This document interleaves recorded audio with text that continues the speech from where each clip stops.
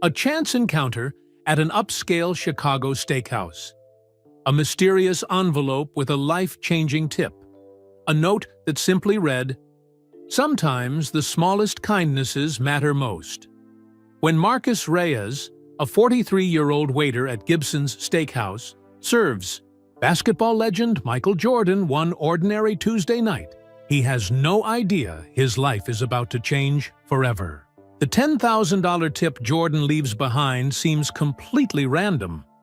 An inexplicable act of generosity from a celebrity known for his competitive spirit more than his sentimentality. But nothing about this gesture is random. The connection between these two men stretches back 25 years to a hospital room where a dying boy, a grieving basketball star, and a devoted brother shared a moment of genuine humanity that would echo across decades. As Marcus discovers the true reason behind Jordan's generosity, both men find that the smallest acts of kindness can create ripples that transform lives in ways neither could have imagined. Marcus Reyes rubbed his tired back as he prepared for another busy night at Gibson's Steakhouse. After 15 years of waiting tables at the famous Chicago restaurant, his body reminded him daily that he wasn't getting any younger. At 43, the long hours on his feet were taking a toll, but he never complained. Gibson's was the best restaurant job in the city, and the tips kept his family afloat. "Hey, Marcus, you're taking Section 3 tonight," said Tammy, the hostess, as she checked her tablet. "Looks like a slow Tuesday so far." Marcus nodded, secretly relieved. Slow nights were easier on his knee, the one that still ached when rain was coming, a souvenir from his basketball days that seemed like another lifetime ago. He straightened his black tie and smoothed down his crisp white shirt. Gibson's Steakhouse had strict rules about appearance. Located in the heart of Chicago's Gold Coast neighborhood, the restaurant was a regular stop for celebrities, especially sports stars. During the Bulls' championship years in the 1990s, the entire team would sometimes take over the back room to celebrate their victories. "Heads up," Tammy's voice dropped to a whisper as she passed by again. "Michael Jordan just called for a table. He's bringing a small group." Marcus felt his heart skip. Even after all these years in Chicago, hearing that name still brought a rush of excitement. Michael Jordan wasn't just a basketball player. He was Chicago royalty. "Is he in your section?" asked Carlos, another waiter who had overheard. "Looks like it," Marcus replied, trying to sound casual, though his stomach was suddenly doing flip-flops. 40 minutes later, Marcus watched as the hostess led Jordan and 3 other men to table 12 in his section. Even at 62, Jordan commanded the room without trying. He walked with the same confidence he'd shown on the court, though a bit slower now. He wore a perfectly tailored gray suit that probably cost more than Marcus made in 3 months. Marcus gave them a few minutes to settle in before approaching the table. He'd learned that celebrities appreciated being treated normally, not fawned over. Taking a deep breath, he walked over with 4 waters and his best professional smile. "Good evening, gentlemen. Welcome to Gibson's.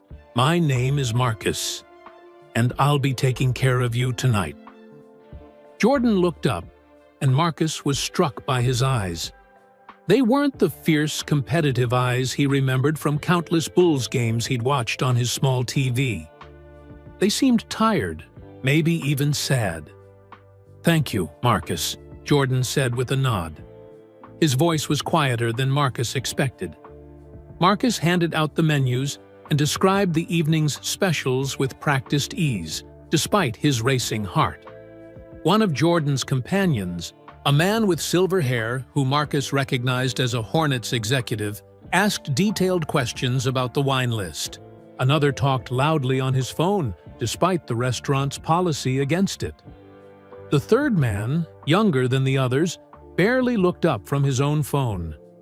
Throughout the meal, Marcus provided perfect service. Water glasses never less than half. Full, plates cleared promptly. New silverware for each course. Jordan mostly listened as his companions discussed business, occasionally nodding or offering short responses. He ordered the bone-in ribeye, Gibson's most famous cut, but barely touched the sides. Marcus noticed he seemed distracted, his mind somewhere else entirely. "Is everything tasting good, sir?" Marcus asked when he checked on them midway through. The main course, Jordan looked up, seeming to really see Marcus for the first time. "Everything's excellent. Thank you for asking." He paused, studying Marcus's face. "Have you worked here long?" 15 years next month, sir." Jordan nodded slowly. "You look familiar somehow." "I've been told I have one of those faces," Marcus said with a smile, though his heart was racing again. Had Jordan recognized him from all those years ago? Impossible. As the evening progressed, Marcus noticed Jordan checking his watch several times. When it came time for dessert, Jordan declined while his companions ordered the chocolate cake to share. While serving the cake, Marcus accidentally bumped Jordan's water glass, splashing a few drops on the tablecloth. "I'm so sorry, sir," Marcus said, mortified by the mistake. "Don't worry about it," Jordan said, moving his napkin to cover the small wet spot.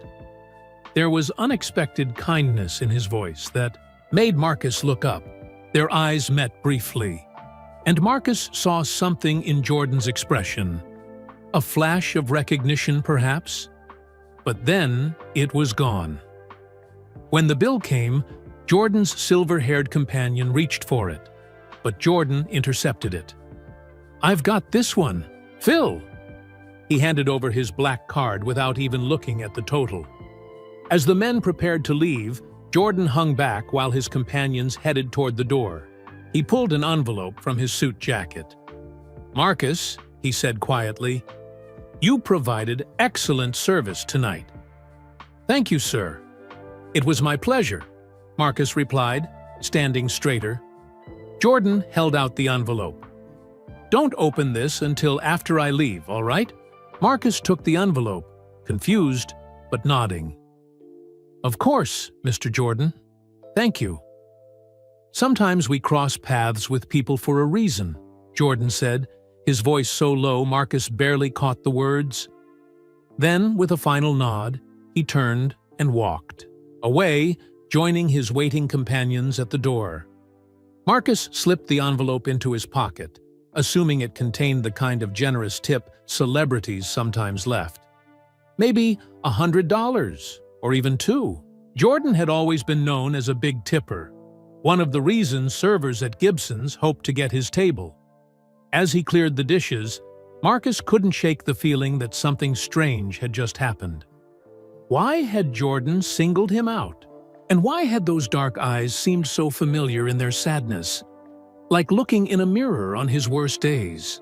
He finished cleaning the table, reset it with fresh linens, and continued with his shift, the envelope burning in his pocket like a mystery waiting to be solved.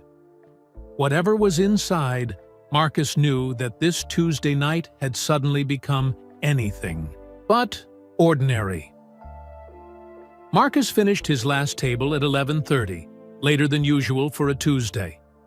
The restaurant had filled up unexpectedly after Jordan's party left, as if word had spread that the basketball legend had been dining there. His fingers kept brushing against the envelope in his pocket throughout his shift, but he kept his promise not to open it until after Jordan was gone. In the break room, Marcus hung up his apron and sat down heavily on the wooden bench. His knee throbbed after the busy night.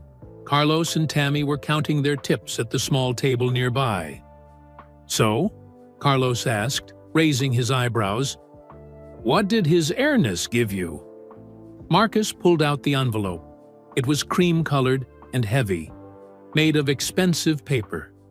His name was written on the front in neat handwriting.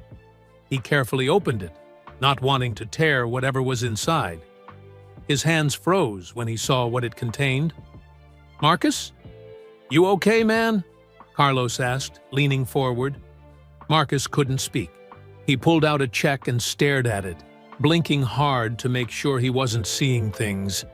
The check was made out to Marcus Reyes for $10,000. "Holy," he whispered, his voice failing him. "What is it?" Tammy asked, coming closer. Marcus handed her the check, his hands shaking slightly. Her eyes widened. $10,000? She gasped. "From Jordan?" Carlos rushed over, his mouth dropping open when he saw the check. "Dude, that's insane. What did you do? Save his life or something?" Marcus shook his head, still stunned. "Nothing. I just served his table like any other." He reached back into the envelope and found a small note card. On it was written in the same neat handwriting, "Thank you for your service tonight. Sometimes the smallest kindnesses matter most." Marcus read the note 3 times, trying to understand. What kindness was Jordan talking about? And why him? "You've got to be the luckiest guy in Chicago right now," Carlos said, a hint of jealousy in his voice. "That's what, 3 months' salary?" Marcus nodded slowly. It was actually closer to 4 months of what he made at Gibson's. Money that could solve so many problems for his family. "You think it's real?" Tammy asked carefully. "It's real," said a voice from the doorway. Rick, their manager, was standing there. "Jordan's a big tipper, but this is something else." "Congratulations, Marcus. Must have been some impressive service." Marcus carefully put the check back in the envelope. "I need to call Sophia." He stepped outside into the cool Chicago night and pulled out his phone. It was almost midnight, but his wife would still be up waiting for him. Sophia answered on the second ring. "Hey, how was work?" she asked. He could hear the TV playing softly in the background. "You're not going to believe what happened." His voice cracked slightly. "Michael Jordan came in tonight." "The Michael Jordan? That's cool." Sophia sounded tired, but interested. "Was he nice?" "He gave me a tip." Marcus paused, leaning against the brick wall of the restaurant. "Soph, he gave me $10,000. The silence that followed lasted so long that Marcus thought the call had dropped. "Sophia? You there?" "That's not funny, Marcus." Her voice was tight. "I'm not joking. I'm holding the check right now. $10,000 made out to me." He heard her sharp intake of breath. "Dios mío! Why? Why would he do that?" "I don't know." Marcus looked up at the night sky, barely able to see stars through Chicago's light pollution. He wrote a note saying something about small kindnesses, but "I didn't do anything special. I just did my job." He heard Sophia start to cry softly. Not sad tears, the overwhelmed kind that came when something seemed too good to be true. "Lucia's treatment," she whispered. "I know." Marcus felt his own eyes growing wet. This covers it, with money left over.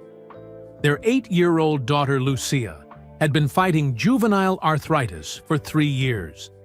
The latest treatment her doctor recommended cost $7,500, and their insurance would only cover a small portion. They had been saving for months, but were still far short. "Maybe it's a mistake," Sophia said, her practical nurse's mind kicking in. "Maybe he meant to write 100 or 1,000. The manager said it's real, and Jordan's known for being generous with tips." Marcus took a deep breath. "I'll deposit it first thing tomorrow, just to be sure." When Marcus got home 30 minutes later, Sophia was waiting up for him in their small living room. She hugged him tightly when he showed her the check, both of them looking at it in disbelief. "Did he say anything else?" she asked, as they sat on their worn couch. "Not really." Marcus frowned, remembering. "He did say I looked familiar, but I figured he was just being polite." "Have you ever served him before?" No, never. And I would have remembered. Marcus rubbed his knee absently. The weird thing is, he seemed sad somehow. Not like you'd expect Michael Jordan to be. Sophia rested her head on his shoulder.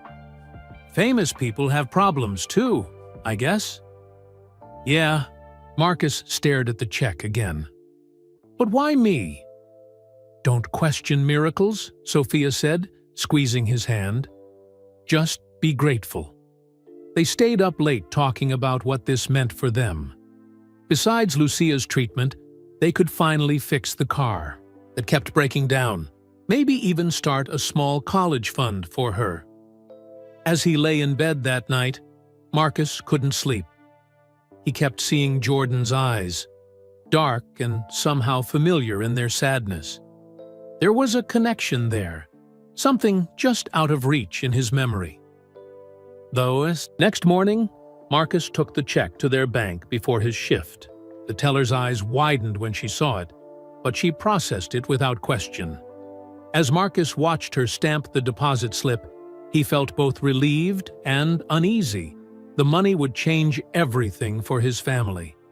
But the mystery remained. Why had one of the greatest basketball players of all time given a life-changing tip to a waiter he didn't know? Or did he? Marcus walked home from the bank, taking the long way through Harrison Park. The morning was cool for May, with spring flowers pushing up through the soil. His mind was still spinning from the events of the previous night. $10,000. It didn't seem real. The small, two-bedroom apartment in Pilsen that he shared with Sophia and Lucia was on the third floor of an old brick building. It wasn't fancy, but it was home. The neighborhood had changed over the years, fancier coffee shops and art galleries moving in, but it still held on to its Mexican-American roots that reminded Sophia of her childhood. As Marcus climbed the stairs, he could hear Lucia's laughter through the door.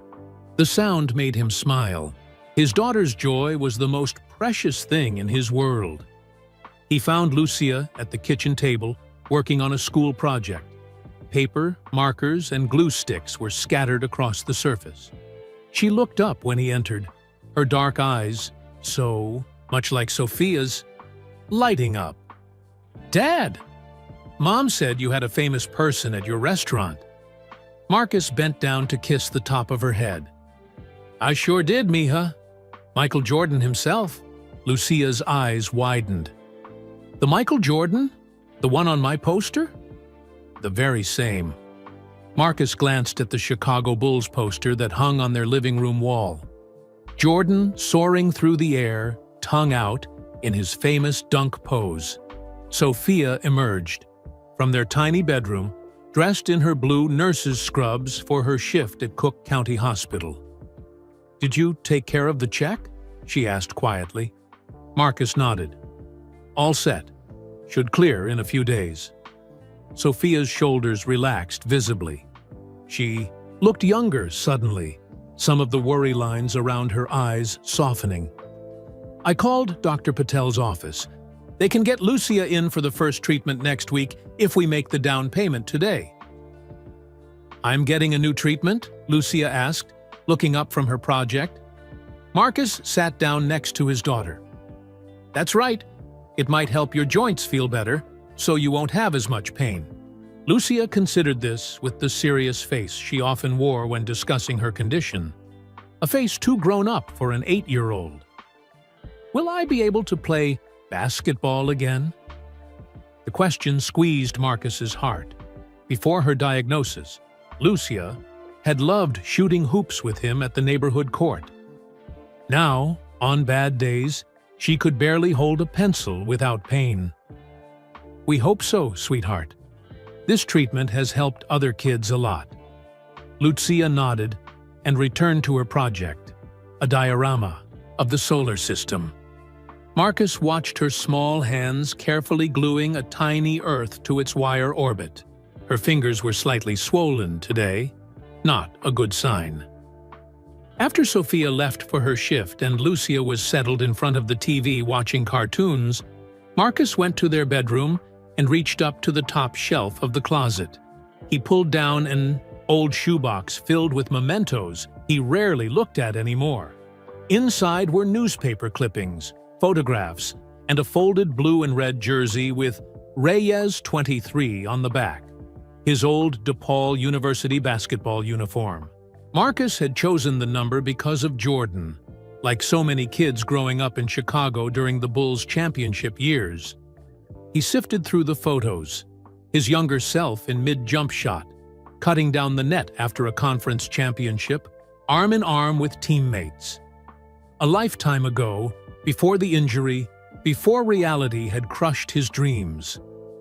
Marcus had been good. Not NBA good, but good enough to earn a full scholarship to DePaul, one of Chicago's top basketball programs, coming from his neighborhood that had been a miracle in itself. Basketball was supposed to be his ticket out of poverty, his way to give his family a better life than his parents had. Then came the conference finals his junior year. One bad landing, a twist of his knee, and a tear no surgery could fully repair. His scholarship continued, but his basketball career was over. The doctors had told him he'd never play competitively again. For months afterward, Marcus had fallen into a dark place, his identity shattered. Who was he if not a basketball player? It took years to rebuild himself. He finished his degree in communications, but the jobs he'd hoped for never materialized. He started waiting tables to pay the bills, fell in love with Sophia, and eventually found peace with his new path. Sophia had been his rock during those difficult years. They'd met at a mutual friend's party when Marcus was still angry at the world. For taking away his dream, she'd called him out on his self-pity, telling him everyone had disappointments in life. It was what you did afterward that mattered. Marcus put the photo album aside and pulled out one more item from the box, a small hospital wristband. It hadn't been his, but his brother, Mateo's. The sight of it still brought a pang of grief after all these years. Mateo had been 2 years younger than Marcus, always following his big brother around the neighborhood courts, trying to copy his moves. When Mateo was diagnosed with leukemia at 16, Marcus had spent every moment he could at his brother's bedside at Cook County Hospital. Even with his busy basketball schedule at DePaul, he'd visit daily, often doing homework in the uncomfortable hospital chair while Mateo slept. Marcus rubbed his thumb over the faded wristband. Mateo had fought hard, but the cancer had been too aggressive. He died 6 months after his diagnosis, with Marcus holding his hand.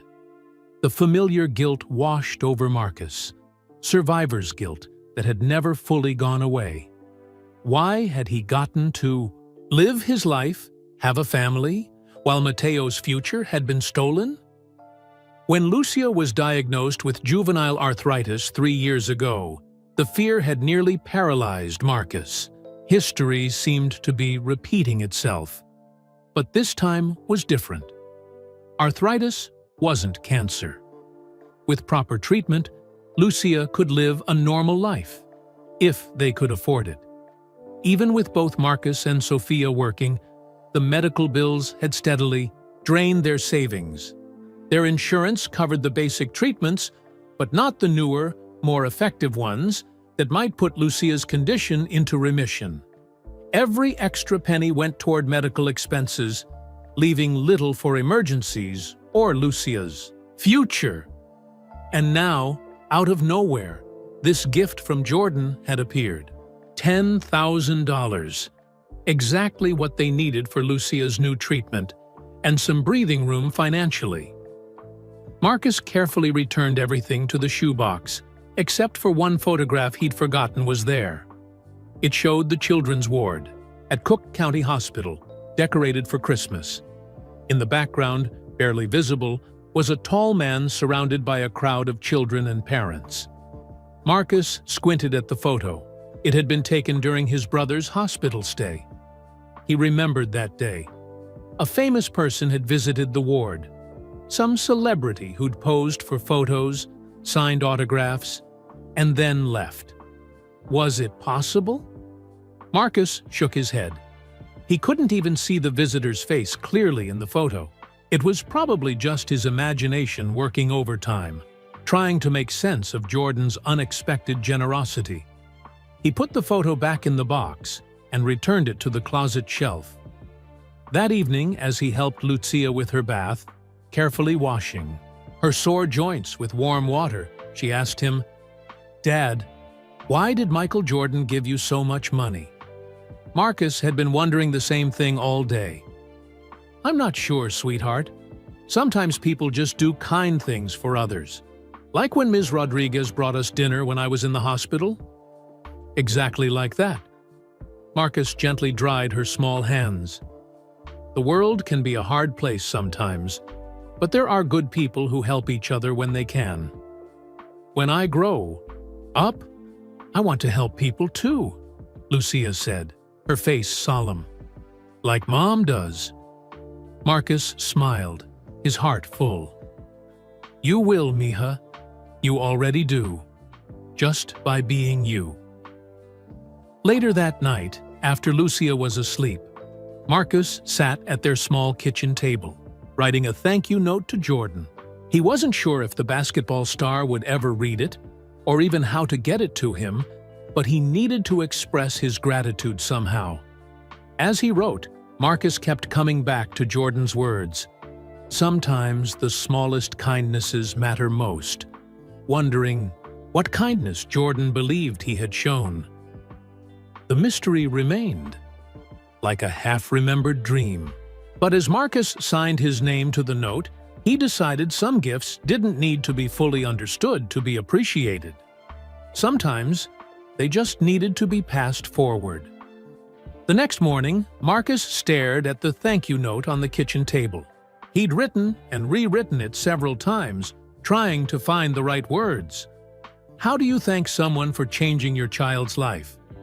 "Still working on that?" Sophia asked as she poured herself coffee. She was off work today, a rare weekday, at home. "It doesn't seem enough," Marcus replied, pushing the paper toward her. "Just words on a page." Sophia read the note, her eyes softening. "It's perfect, Marcus. Simple and honest." Marcus sighed. "But how do I even get it to him? It's not like Michael Jordan is listed in the phone book. He owns the Charlotte Hornets, right? You could send it to their office." Sophia sat down across from him. "But maybe add something personal, something that shows what this means to us." "Like what?" Sophia thought for a moment. "What about a picture of Lucia? The one from the park with her basketball?" Marcus nodded slowly. It was a perfect photo. Lucia sitting in her wheelchair at the neighborhood court, proudly holding her miniature basketball, wearing her 2023 Bulls jersey. They'd taken it a few months ago on one of her good days when they could go outside. "I still don't understand it," Marcus said, turning his coffee mug in circles. Jordan seemed different, quiet, almost sad. "Famous people have problems too," Sophia repeated her words from the night before. "Money and fame don't protect you from loss or pain."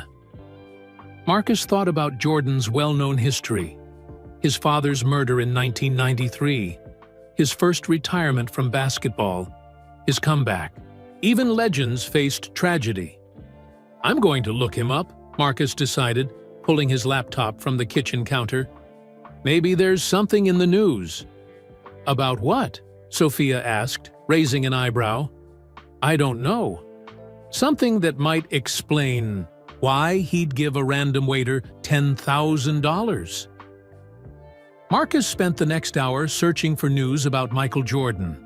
There were plenty of articles about the Charlotte Hornets' recent games, Jordan's business ventures, and charity events, but nothing unusual or personal. No recent losses or health scares that might explain his subdued mood at Gibson's. Sophia leaned over his shoulder as he scrolled through yet another sports website. Maybe it's not about him at all. Maybe he really did just recognize you from somewhere. But from where? Marcus closed the laptop in frustration. I've never met Michael Jordan before. Are you sure? Sophia asked gently. Chicago's not that big for someone like him. Maybe your paths crossed years ago. Marcus shook his head. I would remember meeting Michael Jordan. They were interrupted by the sound of Lucia's crutches in the hallway. On bad days like today, she needed them to walk. Mom? Dad? Can we call Dr. Patel now? About the new medicine? Sophia and Marcus exchanged a look. They'd told Lucia about the treatment, but not about the check from Jordan. They had decided to keep that private. Children didn't need to know about financial struggles or unexpected windfalls. I already called this morning, Sophia said, helping Lucia to a chair. We have an appointment next Wednesday. Lucia's face lit up. Really? That soon? Really? Marcus confirmed, pushing away thoughts of Jordan for the moment. Lucia's smile was all that mattered. Later that afternoon, while Lucia napped and Sophia went to pick up groceries, Marcus printed the photo of Lucia at the basketball court. Looking at her hopeful face, her Bulls jersey too big for her small frame, he made his decision. He would send the thank you note and photo to the Charlotte Hornets' main office, addressed to Jordan personally. Whether the basketball star would ever see it was uncertain, but Marcus needed to complete this circle of gratitude.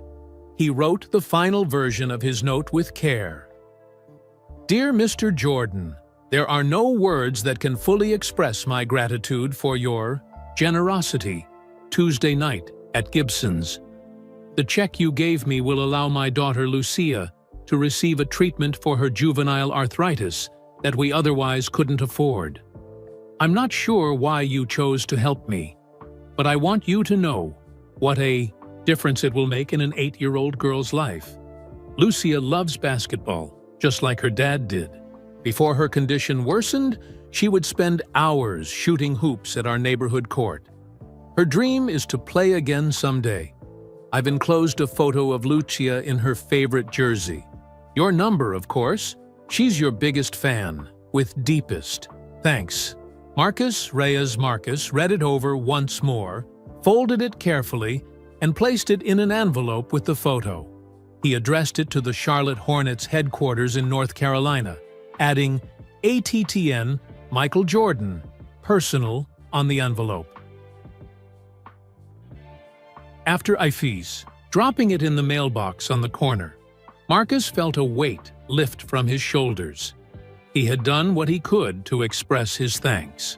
The rest was out of his hands.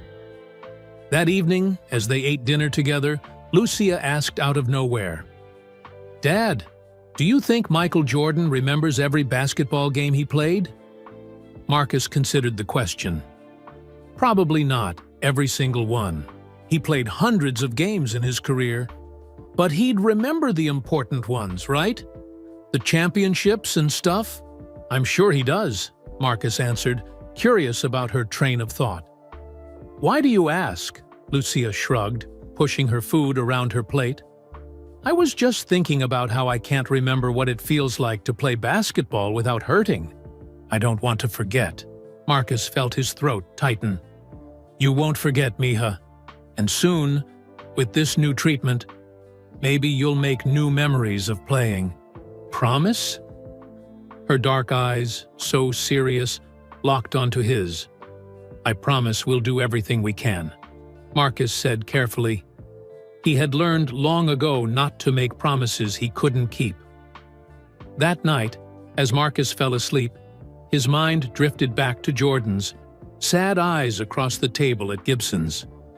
There had been something familiar there, some shared understanding he couldn't place.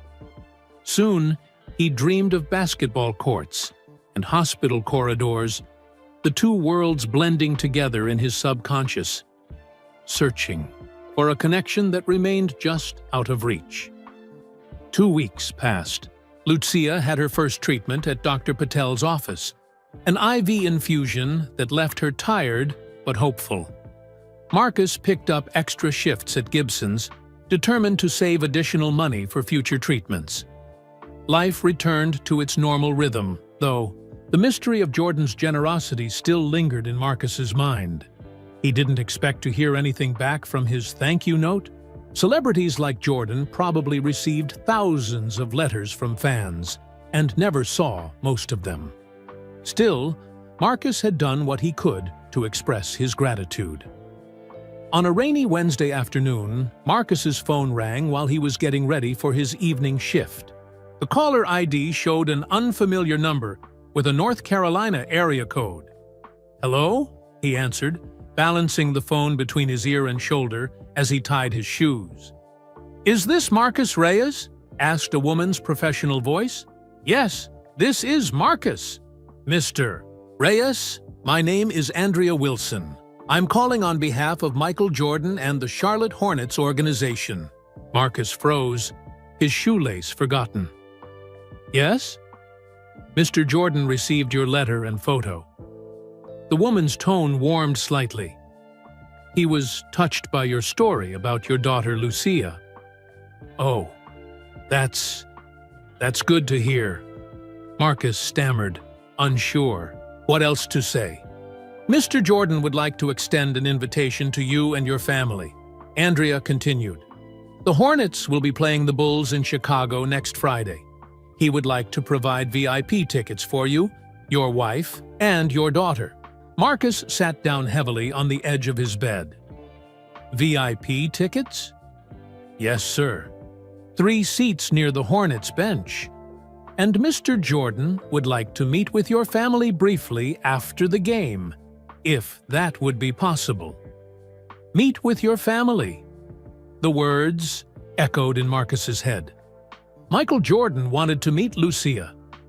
"Mr. Reyes? Are you still there?" "Yes, sorry," Marcus said quickly. "That's incredibly generous. We would be honored." "Excellent. I'll email the details to you. Would the email address from your letter be best?" "Yes, that's perfect. Thank you." After hanging up, Marcus stared at the phone in disbelief. Not only had Jordan received his letter, but he was now inviting them to a game and offering to meet with them afterward. It made no sense, unless Jordan really did recognize him from somewhere. When Marcus told Sophia that evening, she was equally shocked. VIP seats? Those must cost a fortune. "And he wants to meet Lucia after the game," Marcus added, still processing it all. Sophia's eyes widened. "Why? I mean, it's wonderful, but I don't know." Marcus shook his head.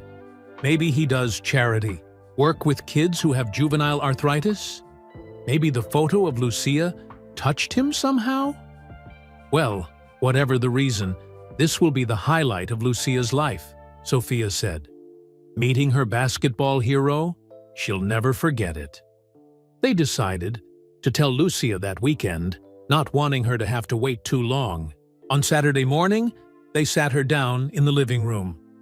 "Mija, we have a surprise for you," Marcus began, trying to contain his excitement. "A good surprise?" Lucia asked cautiously.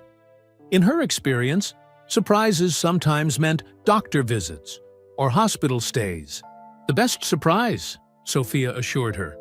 "Remember how Dad met Michael Jordan at his restaurant?" Lucia nodded, her eyes already widening with anticipation. "Well," Marcus continued, "Mr. Jordan has invited us, all 3 of us, to see the Hornets play the Bulls next Friday, with special seats right near the players." Lucia's mouth dropped open. "Really? We're going to see Michael Jordan? And that's not all," Sophia added, unable to hold back her smile. "After the game, you're going to meet him."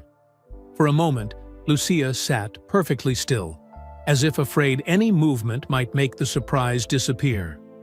Then she launched herself from the couch, ignoring the pain in her joints, and threw her arms around Marcus. "Thank you, thank you, thank you," she squealed, squeezing him tight. "Don't thank me," Marcus laughed, hugging her back. "Thank Mr. Jordan." "I will. I'll thank him 1,000,000 times." Lucia was bouncing now, more animated than they'd seen her in months. "Can I wear my Bulls jersey? Do you think he'll sign it? Will he remember you?" The questions tumbled out one after another, and Marcus couldn't help laughing at her enthusiasm. This was exactly what Lucia needed. Something wonderful to look forward to. A reason to smile through the pain of her daily treatments. The next week crawled by for Lucia, but flew past for Marcus and Sophia as they prepared for the big night. They made sure Lucia's treatments were scheduled to avoid any conflicts, and Marcus arranged to take the evening off from Gibson's. Finally, Friday arrived. Marcus had never seen Lucia so excited. She insisted on wearing her Bulls jersey, the TT, same one from the photo they'd sent Jordan, over a long-sleeved shirt, since the arenas were always cold. Sophia helped her with her hair, tying it back in a neat ponytail with a red scrunchie. "How do I look?" Lucia asked, twirling carefully in front of them.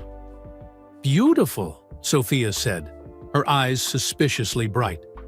"Like the world's biggest Bulls fan," Marcus added with a grin.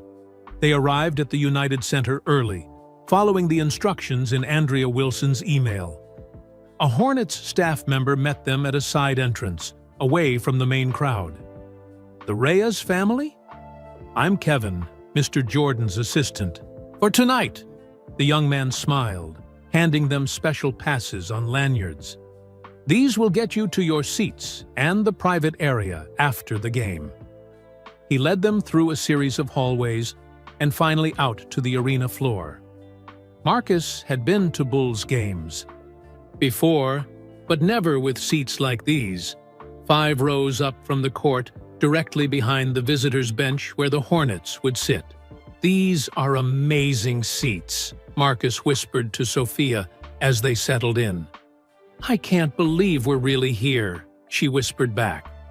Lucia sat between them, her eyes huge as she took in the massive arena slowly filling with fans. When the teams came out for warm-ups, she grabbed Marcus's arm so tightly it almost hurt. "Dad! There he is! Michael Jordan!" Jordan wasn't playing, of course.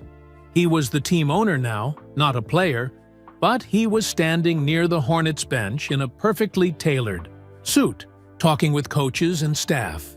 Even from a distance, his presence commanded attention. Throughout the game, Lucia was completely absorbed, cheering for both teams. "I like the Bulls best, but Mr. Jordan owns the Hornets, so I have to cheer for them too." The Bulls were winning by a narrow margin, and the crowd was electric. During a timeout in the fourth quarter, Jordan glanced over at their section. His eyes found Marcus, and he gave a small nod of recognition.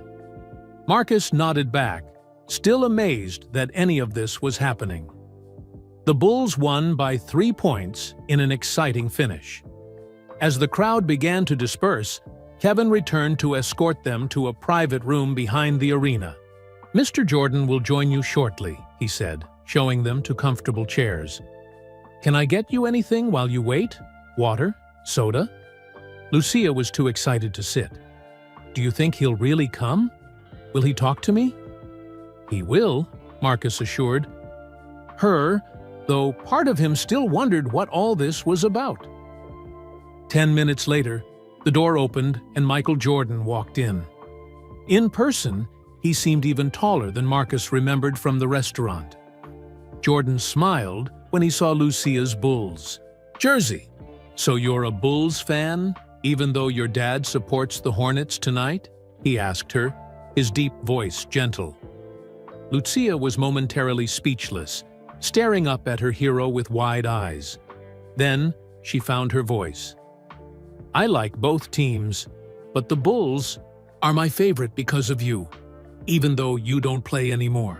Jordan laughed. A real laugh, not the polite one Marcus had heard at Gibson's. "That's fair. You must be Lucia. He knelt down to her level, an unexpectedly humble gesture from a man of his stature, and offered his hand to shake. Lucia took it, carefully, her small hand disappearing in his famous palm. I hear you're a basketball player too, Jordan said. Lucia's face fell slightly. I was, but my joints hurt too much now. I understand about injuries, Jordan said, his tone serious. I had plenty in my career, but you know what? Sometimes you can come back stronger. That's what my dad says, Lucia replied, glancing at Marcus. He hurt his knee playing basketball too. Jordan looked up at Marcus with interest. Is that right? Where did you play? DePaul, Marcus answered. Nothing like your career, of course, just college ball. DePaul's a good program, Jordan said with a nod. What position? Shooting guard. Like father, like daughter, huh? Jordan smiled at Lucia again. He reached behind him, where Kevin was waiting with a basketball. I have something for you. He handed Lucia the ball. It was signed not just by Jordan, but by the entire Hornets team. Lucia's eyes widened as she carefully took it in her hands. This is the best present ever, she whispered, looking from the ball to Jordan and back again. Wait till you see what else I brought. Jordan nodded to Kevin, who stepped out and returned with a Hornets jersey, child-sized, with the number 23 and Reyes printed on the back. Lucia gasped. It has my name. Now you can support both teams, Jordan explained with a wink. While Sophia helped Lucia try on the jersey over her Bulls one, Jordan turned to Marcus. Could we speak privately for a moment? Sophia caught Marcus's eye and nodded. Slightly. Lucia and I will see if Kevin can show us where the players exit. Maybe we can get a few more signatures on your ball. After they left with Kevin, Marcus found himself alone with Michael Jordan. The basketball legend's expression had changed, becoming more serious. I want to explain about the tip, Jordan said quietly. It wasn't random. Marcus felt his heart skip a beat at Jordan's words. The basketball legend gestured to the chairs, and they both sat down. When I first saw you at Gibson's, Jordan continued, I knew you looked familiar, but I couldn't place it that night. It was only later, after I left, that I remembered. Marcus leaned forward slightly. Remembered what? Jordan's expression grew distant, his eyes focusing on something far away. It was 1993. Not a good year for me. Marcus nodded, knowing what Jordan was referring to. That was the year Jordan's father, James, had been murdered, a tragedy that had shocked the sports world and led to Jordan's first retirement from basketball. After my father was killed, Jordan said quietly, I was in a dark place.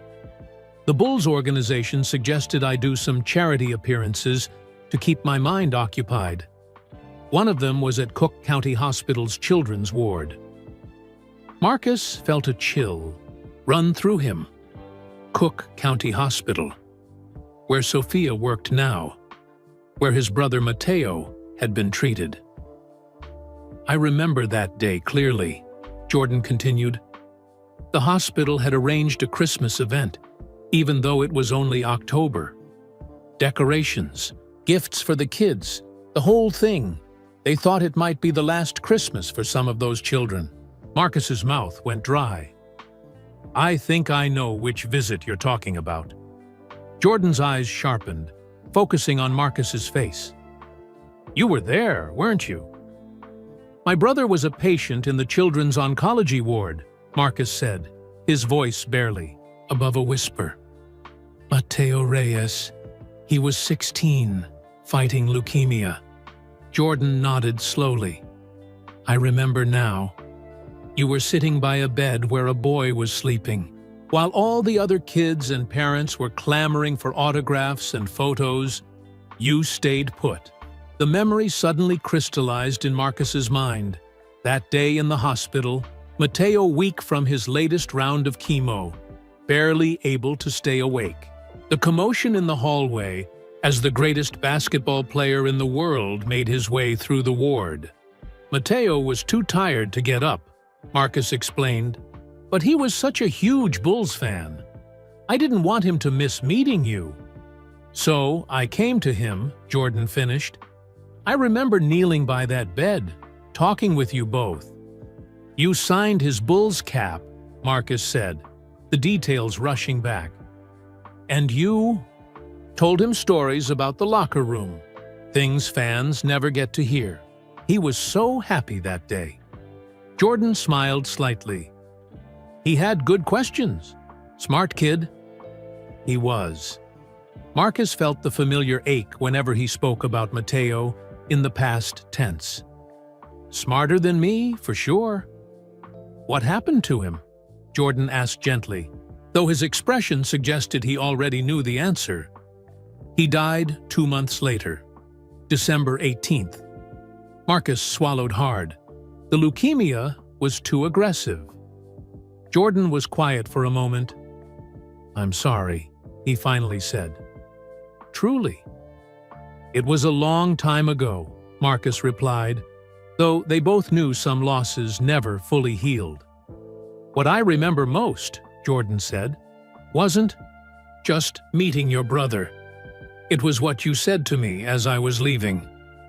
Marcus frowned, trying to recall. That day had been emotional, a bright spot in Matteo's difficult final months. The hospital PR people were rushing me to the next room, Jordan explained.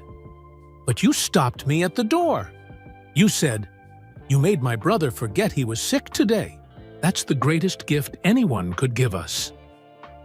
The words echoed across time, and Marcus remembered saying them, remembered the intensity of his gratitude that day. That stuck with me, Jordan said quietly. I was going through my own grief over my father, feeling sorry for myself, despite all my success and money. And there you were, this college kid facing your brother's illness with such grace. Your words, they helped me that day, more than you could know. Marcus was speechless. The idea that he had somehow helped Michael Jordan seemed impossible. When I saw you at Gibson's, Jordan continued, something about you seemed familiar. It wasn't until later that night that it clicked.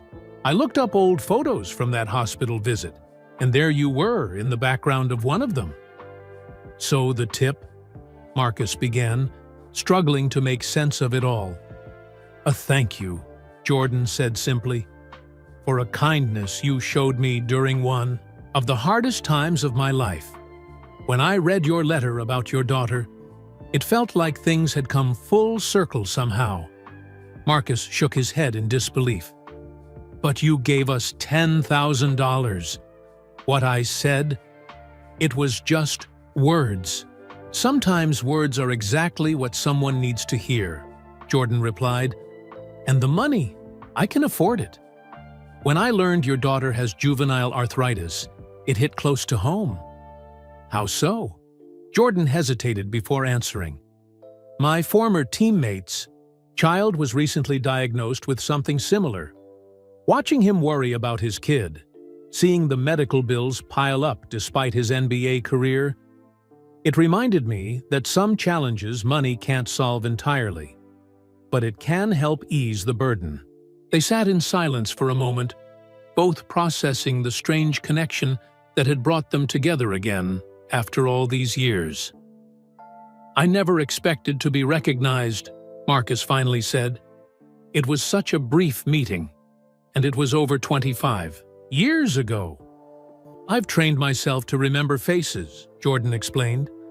In my position, you meet thousands of people. The ones who make a genuine impact, they stick with you. Marcus thought about the photograph he'd found in his memory box, the one from the hospital with Jordan barely visible in the background. He'd dismissed it as coincidence, but it had been real all along. How is your daughter doing with her treatments? Jordan asked, changing the subject slightly. Better, Marcus said, grateful to focus on the present. The new medication seems to be helping. She had her first infusion last week. The doctors are hopeful. Good. Kids are resilient. Jordan glanced toward the door where Lucia had exited. She reminds me a little of your brother. That same spark in her eyes. Marcus nodded, feeling a lump form in his throat. He'd thought the same thing many times, but had never said it aloud. Thank you for noticing that. Jordan leaned forward, his expression serious. Listen, I have an idea I want to run by you. My foundation does work with children's health issues. We're planning a charity basketball tournament next month at DePaul, your alma mater. I've heard about it, Marcus said. The tournament had been in the Chicago sports news. We're looking for someone who understands both basketball and families dealing with childhood medical conditions. Someone to help coordinate with the families. Make sure the kids have a great experience regardless of their health challenges. Marcus stared at him, not quite comprehending. You mean like a volunteer position? Jordan shook his head. A paid, consulting role, with potential for something more permanent if it works out. You're offering me a job? Marcus couldn't keep the astonishment from his voice. I'm offering you an opportunity, Jordan corrected. Based on what I've seen, both 25 years ago and now, you're exactly the kind of person we need.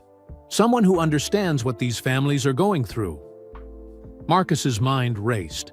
A job with Jordan's foundation would mean leaving Gibson's, taking a chance on something completely new.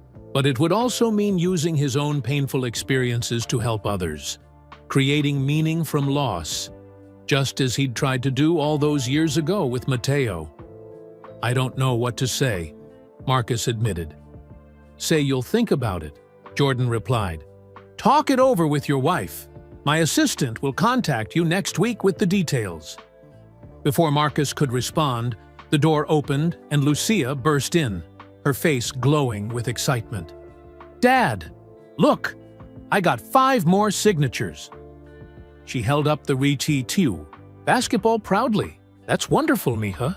Marcus smiled, trying to compose himself after the emotional conversation. Jordan smoothly transitioned back into host mode, asking Lucia which players she'd met and what they'd said to her. The serious, reflective man from moments ago was replaced by the charismatic sports icon, making Lucia feel like the most important person in the room. As they prepared to leave, Jordan shook Marcus's hand firmly. Remember what I said. Sometimes the smallest kindnesses have the biggest impact. In the car driving home, Lucia chattered non-stop about meeting her hero, showing off her signed ball and New Jersey. Sophia kept glancing at Marcus, clearly sensing something significant had happened during his private conversation with Jordan. Later, Marcus mouthed to her over Lucia's head. There was too much to explain with their daughter listening. That night, after Lucia was finally asleep, the basketball and jersey carefully placed on her dresser, Marcus told Sophia everything. About Matteo, the hospital visit, the words he'd spoken to Jordan all those years ago, and the job offer. It's incredible, Sophia whispered when he finished. Out of all the people he's met in his life, he remembered you. Marcus nodded, still processing it himself. What do you think about the job offer? Sophia considered the question carefully. I think sometimes life gives us chances to turn our pain into purpose. This might be yours. As Marcus lay in bed that night, he thought about the strange path that had led him here, from the hospital room with Matteo to his injury at DePaul, to serving Jordan's table at Gibson's. Small moments that had seemed insignificant at the time, connecting across decades to create something new. Perhaps this was what healing truly looked like. Not the absence of pain, but its transformation into something meaningful, something that could help others. The week after meeting Jordan at the game, Marcus couldn't stop thinking about their conversation. At Gibson's, he went through the motions of serving tables and taking orders, but his mind kept drifting back to the hospital. Visit 25 years ago. Memories of Mateo that he had carefully tucked away were now at the forefront of his thoughts. On Wednesday evening, Marcus received an email from Andrea Wilson with details about the consulting position. The pay was more than he made at Gibson's, with better hours and benefits. The work would involve coordinating with families of children with chronic illnesses, helping organize their participation in the charity tournament, and potentially developing ongoing programs. "Are you going to take it?" Sophia asked that night after reading the email. "I'm still not sure," Marcus admitted. "Waiting tables is what I know. This would be completely different." Sophia sat beside him on the couch. "But isn't that the point? A chance to do something that matters in a different way?" Marcus nodded slowly. "It feels like Mateo is somehow part of this, like he's still looking out for me, even now." "I've always thought he was," Sophia said gently. She had never met Marcus's brother. They'd started dating 2 years after Mateo's death, but she understood what his loss meant to Marcus. "There's something else," Marcus said. "Working with kids who are sick. I don't know if I'm strong enough for that. It took me years to stop dreaming about the hospital, about Mateo at the end." Sophia took his hand. "That's exactly why you would be good at this job. You understand what these families are going through in a way most people can't." Before Marcus could respond, Lucia appeared in the doorway, her pajamas rumpled from sleep. "My joints hurt," she said quietly, her face pinched with pain. Sophia immediately went to get Lucia's medication, while Marcus helped his daughter to the couch. Nights like this were common, the pain often worse after Lucia had been still for a while.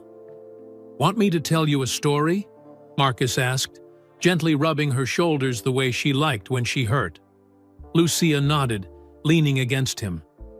"Tell me about when you played basketball." Marcus smiled. She always asked for the same stories. "Well, there was this one game against Louisville.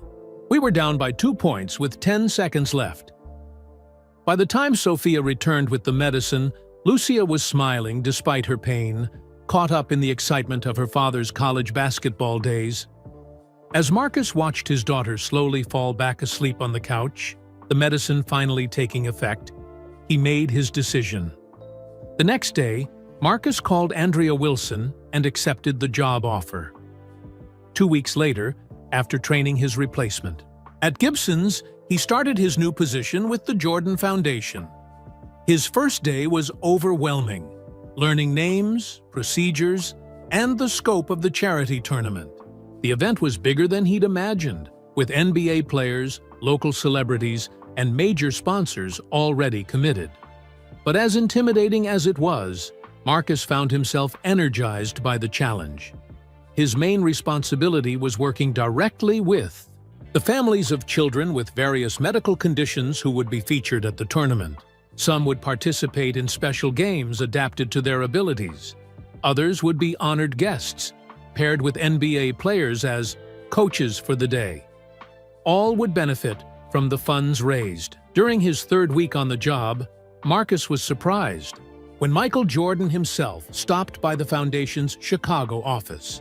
The employees were used to Jordan's occasional visits, but Marcus still felt a flutter of nervousness when the basketball legend appeared in the doorway of his small office.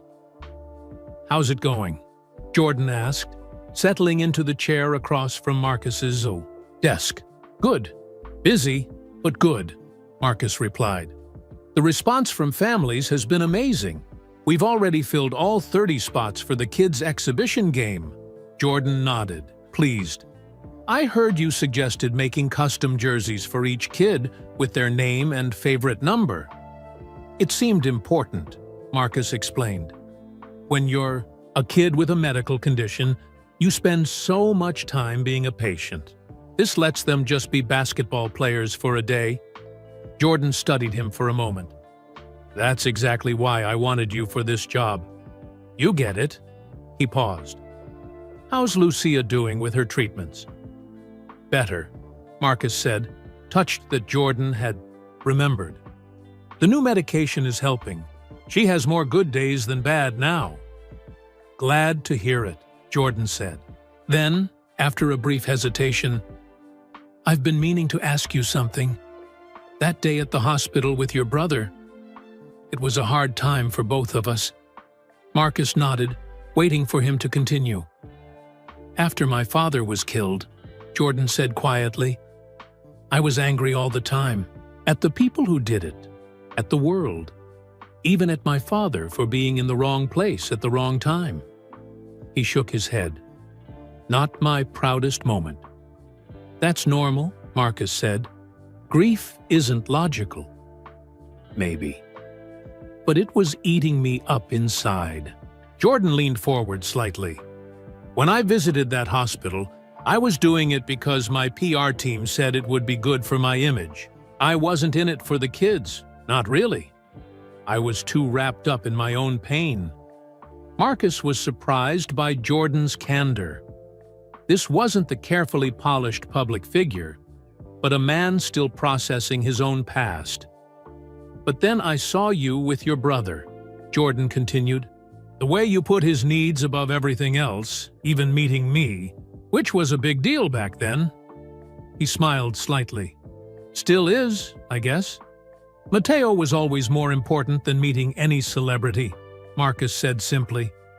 That's what hit me, Jordan said. Here I was, feeling sorry for myself, and there you were, facing something just as terrible but handling it with so much more grace. When you thanked me for making your brother forget he was sick, it was the first genuine moment I'd felt since my father died. Marcus was speechless. The idea that he had somehow helped Michael Jordan through his grief had never occurred to him. I went back to my car after that hospital visit and cried for the first time since the funeral, Jordan admitted. Not just for my father, but for those kids, for your brother. It helped me start to heal. I had no idea, Marcus finally said. How? Could you? You were dealing with your own family crisis. Jordan straightened in his chair. The point is, sometimes we help each other through hard times without even knowing it. That's what connected us back then, and what connects us now with this tournament. Shared pain, transformed into something better. Marcus recognized his own. Thoughts from the night after the Bulls game echoed in Jordan's words. How did you handle it? Marcus asked. After your father, I mean. How did you move forward? Jordan considered the question.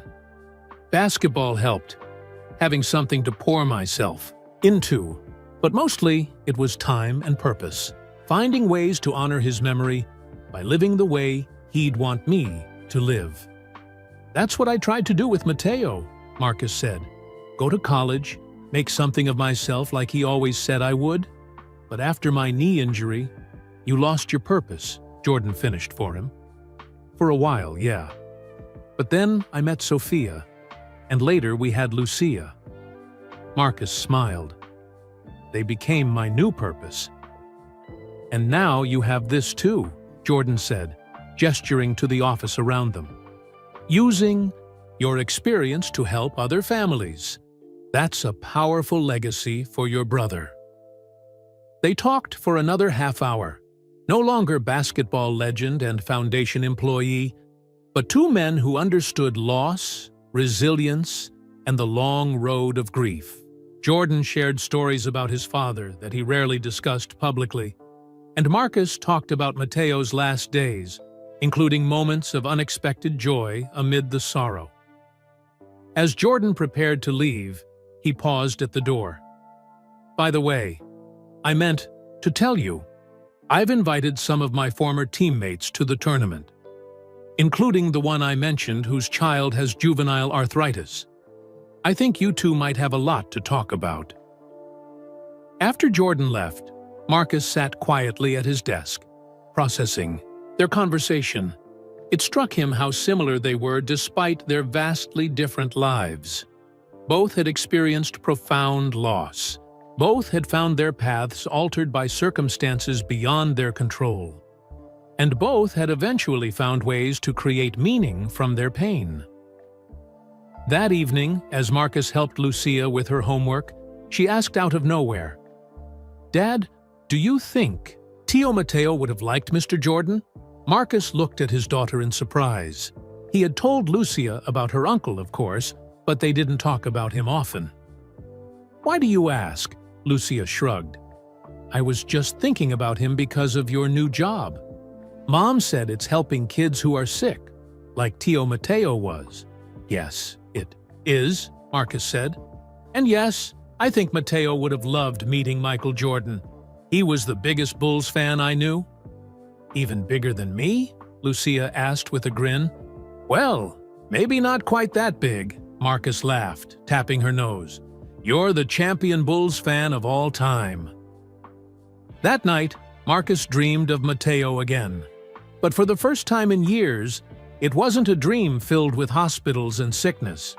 Instead, they were playing basketball together on a sun-drenched court, both healthy, both whole. When he woke, Marcus found his face wet with tears, not of sorrow, but of peace. The following week was a whirlwind of activity as the tournament approached.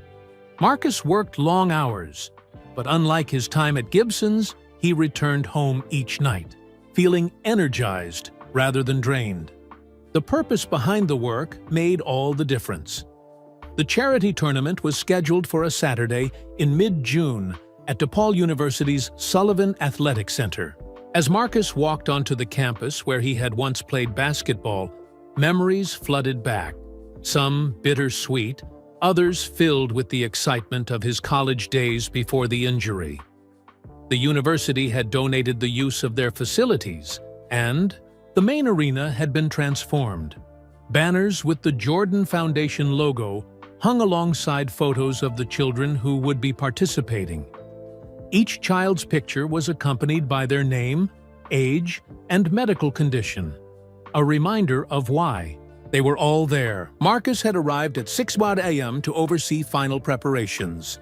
The event would include a celebrity game with former NBA players, a children's exhibition where kids with various medical conditions would play alongside college athletes, and a silent auction of sports memorabilia to raise additional funds. By 8:00 a.m., families began arriving, and Marcus greeted each one personally. He had spent weeks getting to know these children and their parents, learning their stories, understanding their challenges. There was 10-year-old Jamal, who was in remission from leukemia, 7-year-old Olivia, who used a wheelchair due to spina bifida but had developed incredible upper body strength, and 12-year-old Miguel, who, like Lucia, was fighting juvenile arthritis. Sophia and Lucia arrived at 9:30 a.m. Lucia was using her crutches today. The excitement had kept her up late the night before, making her joints stiff and sore this morning. But her face was radiant with excitement.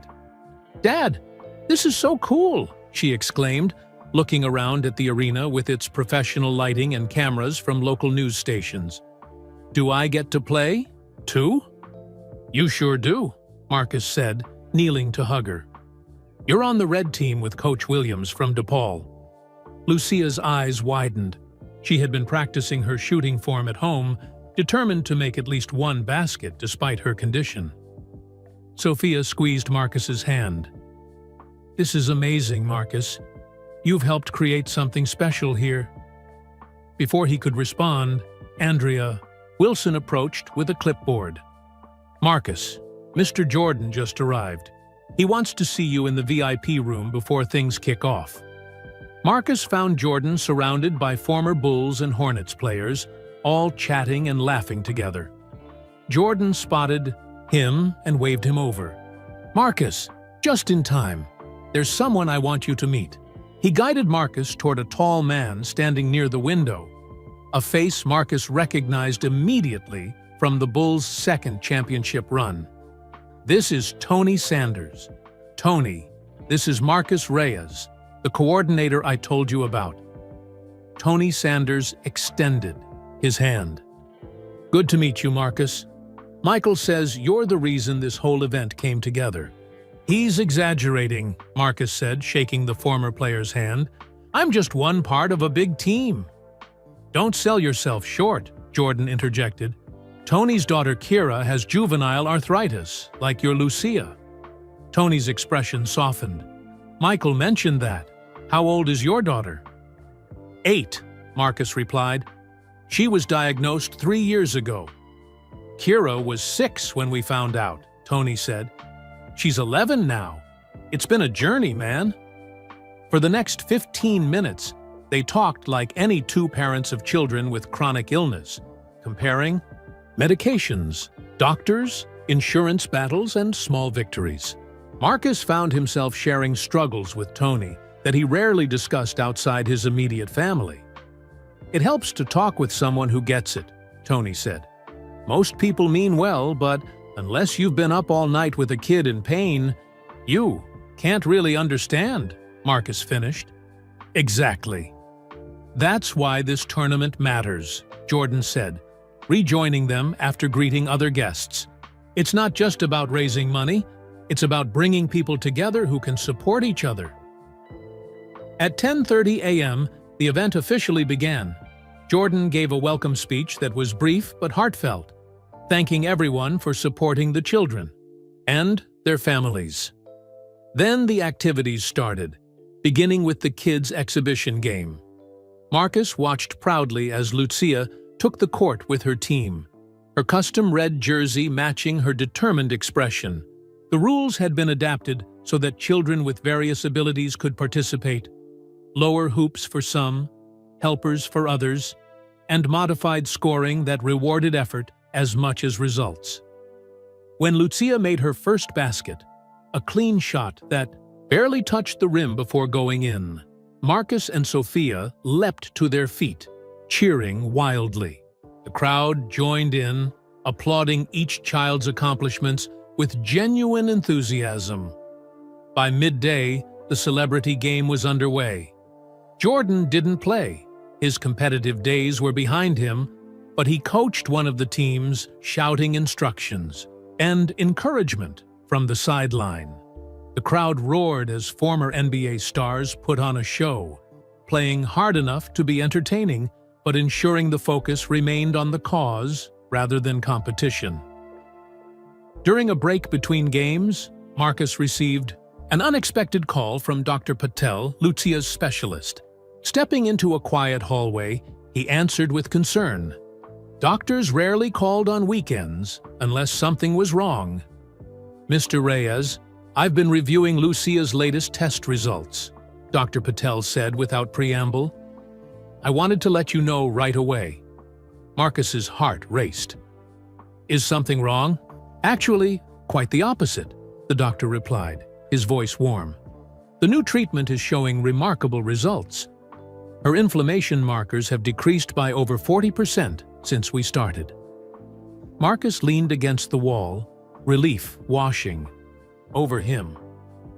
That's wonderful news." "It is," Dr. Patel agreed. "If this trend continues, we might see significant improvement in her mobility and reduction in pain within a few months. The medication is working better than I'd hoped." After thanking the doctor and promising to schedule a follow-up appointment, Marcus returned to the arena with a lightness in his step. He found Sophia watching the celebrity game with Lucia, who was now resting in her wheelchair after her exertion on the court. "Everything okay?" Sophia asked, noting his expression. Marcus knelt beside them. "Dr. Patel just called. Lucia's latest tests look great. The treatment is working." Sophia's hand flew to her mouth. "Really? Better than expected?" Marcus nodded, his eyes filling with tears. "Much better." "Does that mean I might not need my crutches soon?" Lucia asked, understanding enough to grasp what this meant. "It's possible, Mija," Marcus said cautiously. "We still have to be patient, but this is very good news." As the day continued, Marcus found himself looking around the arena with a sense of wonder. The tournament had exceeded all expectations. The silent auction items were drawing high bids, local celebrities were tweeting about the event, and most importantly, the children were having the time of their lives. Late in the afternoon, as the event was winding down, Jordan found Marcus supervising the cleanup of the children's area. "We did it," Jordan said, satisfaction evident in his voice. "Early numbers suggest we've raised over $2 million. "That's incredible," Marcus replied, amazed. "That will fund a lot of research and treatment programs." Jordan nodded, then lowered his voice. "I saw you talking with Tony earlier. What did you think?" "He's great," Marcus said sincerely. "It helps to connect with another parent who understands what we're going through with Lucia." "That's what I thought," Jordan said with a nod. "Which is why I want to expand this program. Not just an annual tournament, but ongoing support groups, regular activities for the kids, maybe even a camp next summer." "That sounds amazing," Marcus agreed. "I want you to run it," Jordan said simply. "Full-time, permanent position, building something that will last." Marcus stared at him. "Me?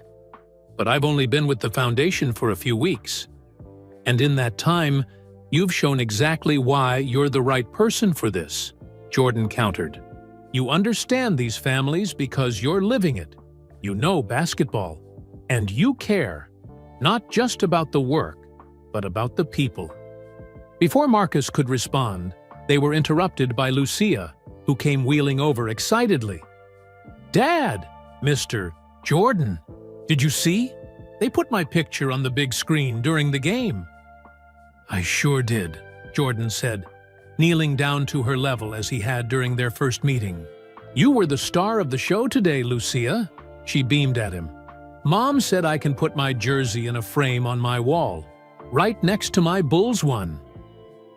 "Excellent idea," Jordan approved. He glanced up at Marcus. "Think about what I said, okay? We'll talk more next week."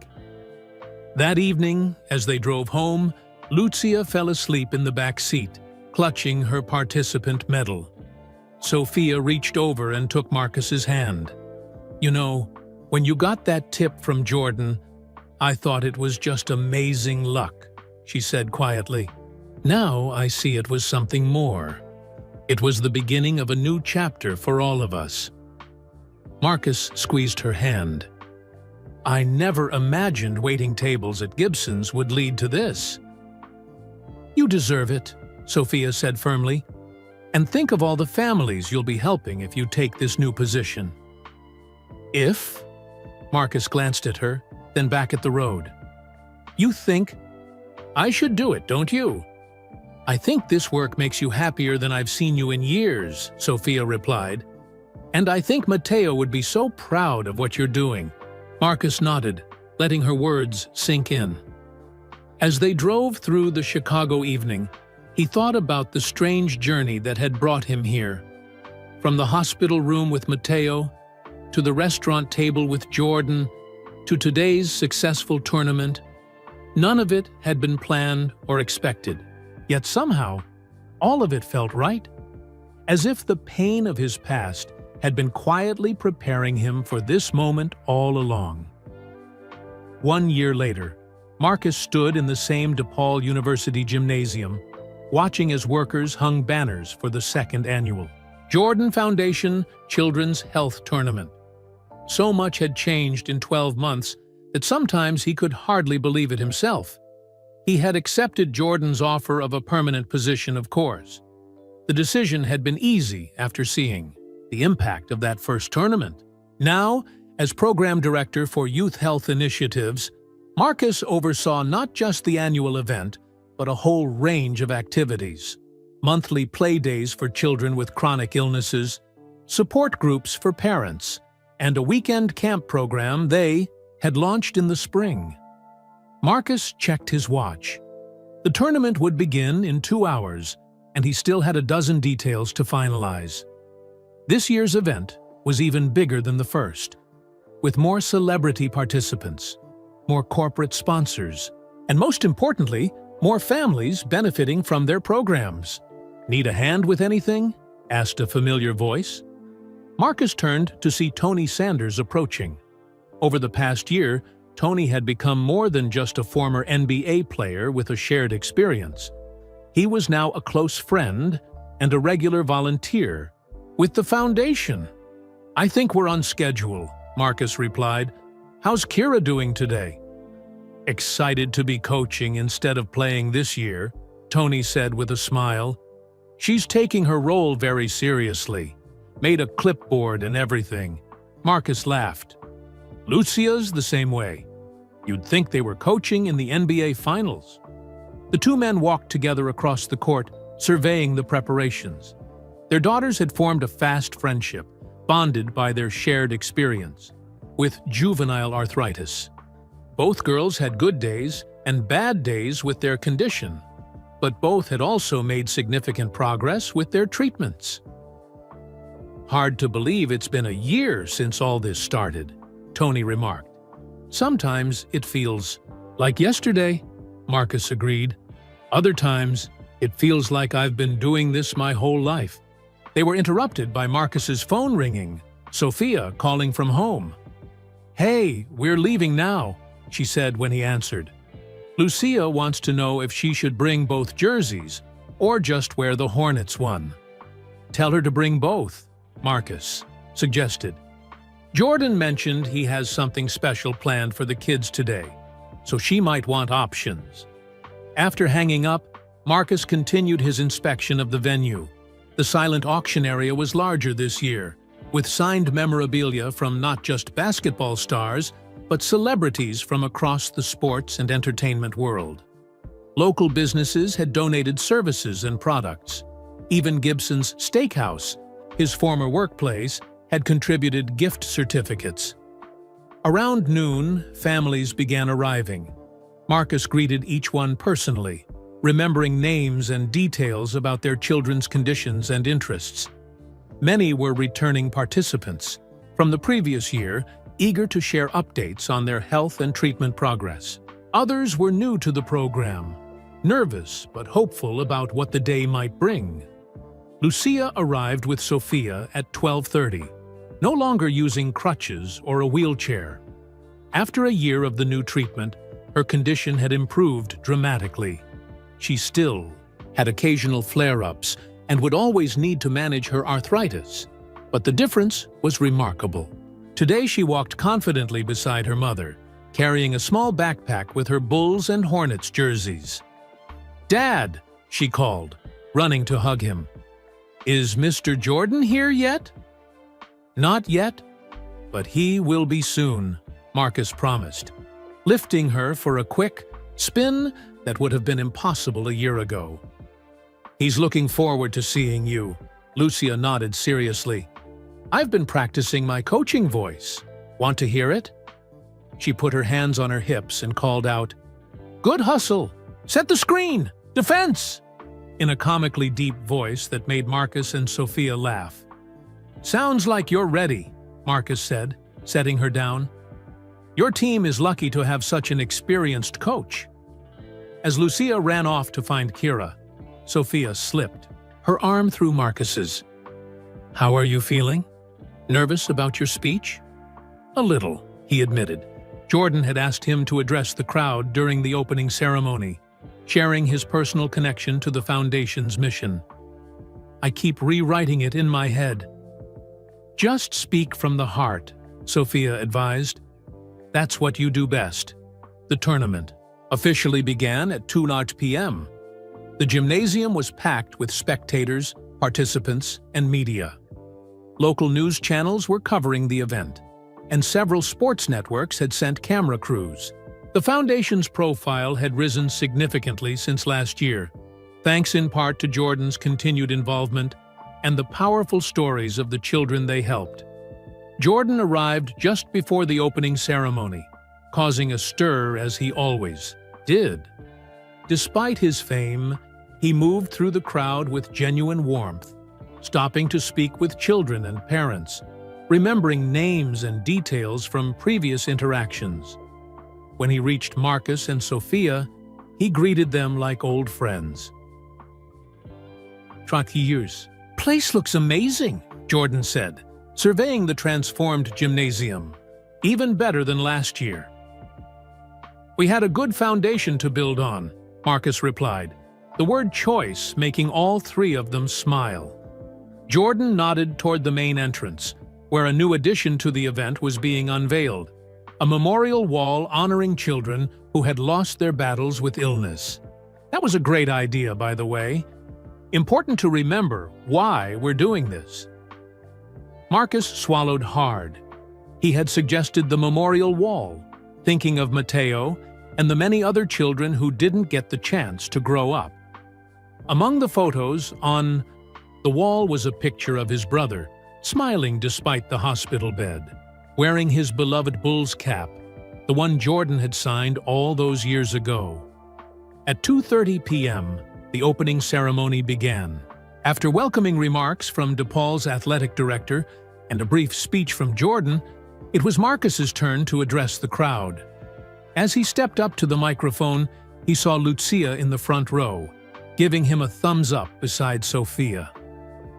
"A little over a year ago," Marcus began, "I was waiting tables at Gibson's Steakhouse when Michael Jordan came in for dinner. That night changed my family's life in ways I never could have imagined." He went on to tell the story of the generous tip and what it had meant for Lucia's treatment. Then, taking a deep breath, he shared the rest. The hospital visit. 25 years earlier, his brother Matteo, and the unexpected connection that had brought him and Jordan together again. "What I've learned through this journey is that kindness creates ripples we may never see," Marcus said. "A word of gratitude I spoke to Michael Jordan decades ago somehow found its way back to my family when we needed it most. And now, through this foundation, we're trying to create new ripples of hope and help for other families facing similar challenges." As he concluded his speech, Marcus glanced toward the memorial wall where Matteo's photo hung. "Today we celebrate not just the children who are here with us, but those whose memories inspire us to make a difference. Thank you all for being part of this community of support and hope." The applause was heartfelt. As Marcus stepped away from the microphone, he saw Jordan nodding with approval, Sophia wiping away tears, and Lucia beaming with pride. The day's events unfolded with the same energy and emotion as the previous year, but with the added confidence of experience. The children's exhibition games were once again the highlight, with Lucia and Kira coaching from the sidelines with impressive authority for 11- and 9-year-olds. During a break in the activities, Marcus found a quiet moment to visit the ABA memorial wall. He stood before Matteo's photo, remembering his brother's courage and humor even in his final days. "He would be so proud of you," Sophia said, appearing beside him and slipping her hand into his. "I hope so," Marcus replied. "Sometimes I still can't believe how everything connected. Matteo, Jordan, Lucia's condition, this foundation. Like pieces of a puzzle finally fitting together." "That's how life works sometimes," Sophia said. "The hardest pieces often create the most beautiful pictures in the end." Later that evening, as the tournament was winding down, Jordan hosted a small gathering in a private room for the foundation staff and a few special guests. Lucia and Kira were included, both girls thrilled to be part of the grown-up event. Jordan raised his glass of sparkling cider, a choice made deliberately so the children could participate in the toast. "To a successful second year, and many more to come."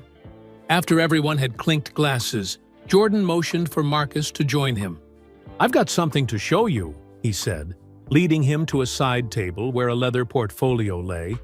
Inside was a proposal for a new initiative, a nationwide expansion of their programs, with regional tournaments in cities across the country, and a permanent summer camp facility for children with chronic illnesses. "What do you think?" Jordan asked. "Ready to take this to the next level?" Marcus scanned the documents, his heart racing with excitement and a touch of intimidation. "This is ambitious." "That's the only way to make a real difference," Jordan replied. "We've proven the concept works here in Chicago. Now it's time to help more families across the country." As Marcus considered the proposal, he felt a tug on his sleeve. Lucia was standing beside him, her face flushed with happiness from the day's events. "Dad, can we do this again next year?" she asked. "Kira and I want to be coaches again, but maybe for different teams so we can compete against each other." Marcus smiled, looking from his daughter to Jordan and back again. "I think we'll definitely be doing this again, Miha. In fact, we might be doing even more." That night, as they drove home, Lucia fell asleep in the back seat, just as she had a year earlier. But this time, instead of clutching a participant medal, she held a small trophy inscribed with Coach of the Year. Marcus caught Sophia's eye, and they shared a smile. Who could have imagined that a $10,000 tip would lead to this new life? Not just the improved treatment for Lucia, but a purpose that honored Mateo's memory and helped countless other families. As he pulled into their driveway, Marcus thought about the strange, wonderful path that had brought them here. From tragedy had come connection. From a chance encounter had come opportunity. From shared pain had come healing, not just for his family, but for so many others. Sometimes, he reflected, the smallest kindnesses really did matter most. The second annual charity tournament had been even more successful than the first, raising nearly $3 million for children's health initiatives. As Marcus reviewed the final numbers in his office a week later, he felt a deep sense of satisfaction. The foundation was growing, reaching more families, making a real difference. His phone buzzed with a text from Jordan. "Need you at the DePaul gym tomorrow at 10 a.m. Special visitor coming. Important." Marcus was intrigued. They weren't scheduled to meet until next week to discuss the nationwide expansion plans. Who could this special visitor be? The next morning, Marcus arrived at the gymnasium to find Jordan waiting alone, sitting on the bleachers with a thoughtful expression.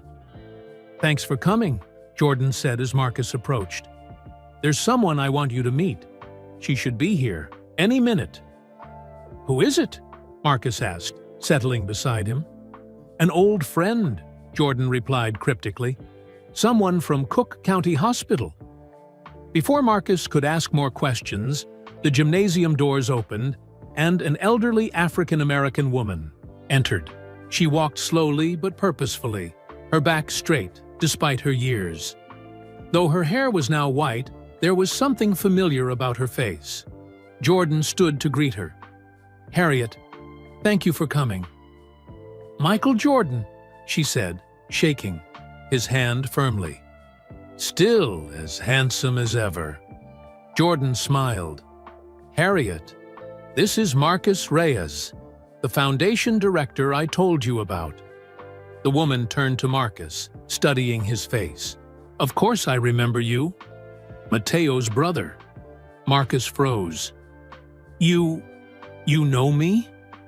"Harriet Thompson," she said, extending her hand.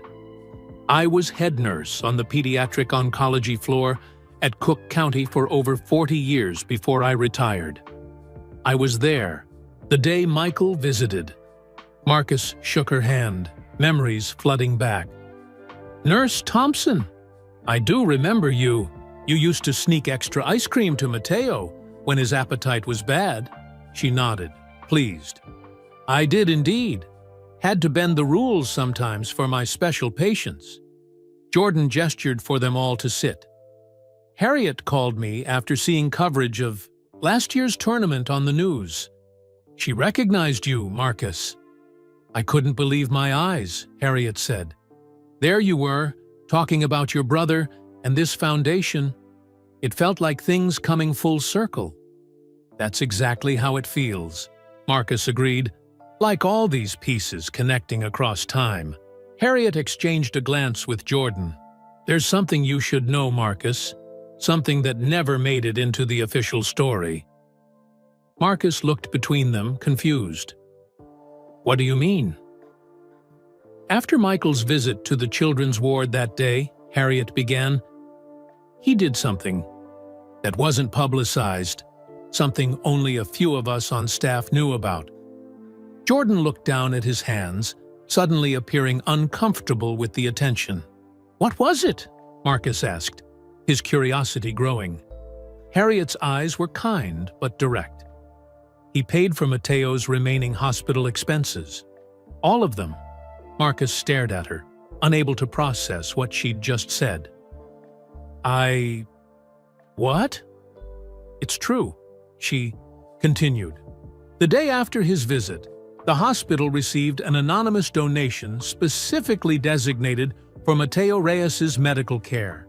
It covered everything: treatments, medications, even the private room your parents couldn't afford. But Mateo needed because of his compromised immune system.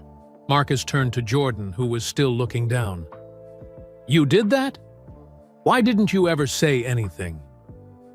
It was anonymous for a reason, Jordan said quietly. I didn't want publicity for it. That wasn't the point. But all these years... Marcus shook his head, trying to make sense of this revelation. My parents struggled so much with those bills. They took out a second mortgage on their house. I always thought... They still had bills, Harriet clarified. The donation covered about 70% of Mateo's hospital expenses. But it made a significant difference. Marcus sat in stunned silence.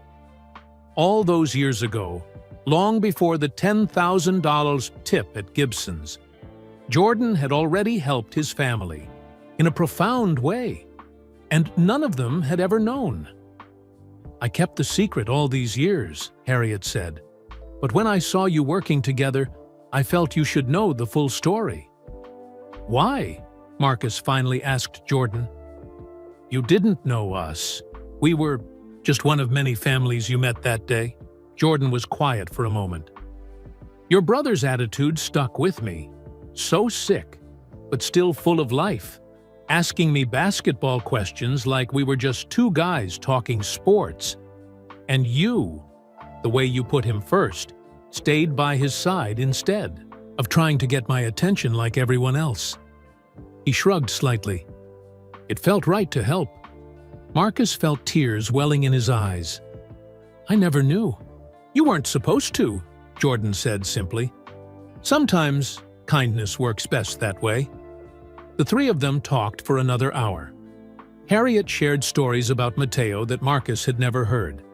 His jokes with the nurses, his friendship with other children on the ward, the way he always asked how others were feeling despite his own pain. She had kept track of some of her former patients over the years, but had lost touch with Marcus's family after Mateo passed. As they prepared to leave, Harriet took Marcus's hand in both of hers. Your brother would be so proud of what you're doing now. Using your own pain to help other families, that's exactly who he was too.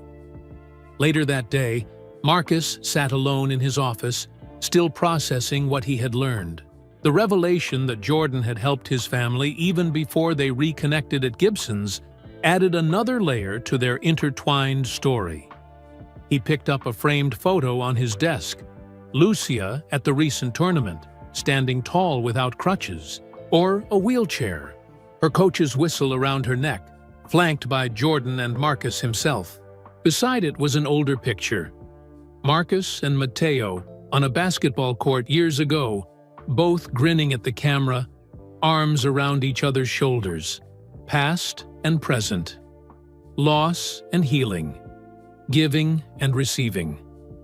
The $10,000 tip that had changed their lives had never been random at all. It had been just one link in a chain of kindness that stretched back decades, connecting people through moments of compassion that echoed through time. Marcus finally understood the full meaning of the note Jordan had included with that tip. Sometimes, the smallest kindnesses matter most, because sometimes those small kindnesses weren't small at all. Sometimes they were the beginning of something much bigger than anyone could imagine. A ripple effect of goodness that continued long after the initial act was forgotten.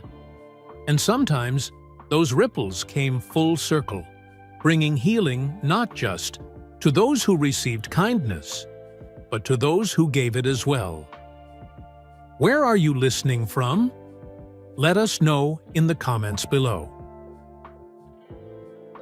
If you enjoyed this emotional true life story, please like this video and subscribe to our channel for more inspiring content just like this. We share new stories every week that will move you, motivate you, and remind you of the good that exists in our world. Don't forget to share this video with your friends and family. Spreading stories of kindness and compassion creates ripples that can change lives, just like Marcus and Michael Jordan discovered. Remember, sometimes the smallest kindnesses really do matter most. Thank you for listening, and we'll see you in the next story.